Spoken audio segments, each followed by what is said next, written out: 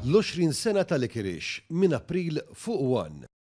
Kull min jgħaddi meħdejn il-bajja ta' Spinola f'San Ġiljan, żgur li raxi sajjieda jraqqgħu xbiki tagħhom fuq il-bankina u jħallhom jinxfu fuq il-ħadid ta' mad-darwa tal-baħar.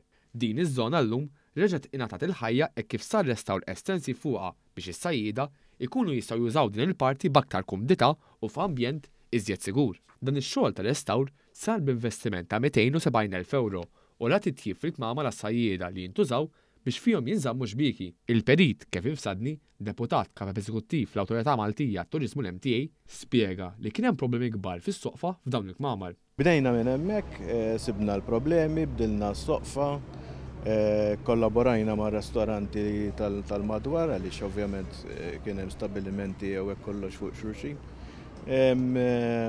Intefqu 270,000 euro u provajna nġibu din il-binja li mhix daqshekk antika fil-fatt għal dak li kienet dak iż-żmien. Min-naħa tiegħu il-Ministru għat-Turiżmu Kejtin Bartolo spjega li s-sajjieda huma parti importanti mill-prodott turistiku ta' pajjiżna u għalhekk sar dan l-investiment fil-qalba ta' San Ġiljan biex jiġi preservat l-identità ta' pajjiżna. Daw l-investimenti huma kollha ta' investimenti li qegħdin nagħmlu fil-prodott turistiku ta' pajjiżna biex aħna nollu l-kwalità ta' dak li qegħdin noffru kemm għat-turisti u anke għall-familji Maltin u Mawċin u bekk ikollna pajjiż isbaħ għal kulħadd biex jitgawda minn daw kollha li jżuruna. Dan ir-restawr jagħmel parti mill-proġett ta' xatt is-sajjieda fejn l-MTA diġà resqet applikazzjoni mal-Awtorità tal-Ippjanar għal ferm aktar titjib f'din iż-żona ċentrali.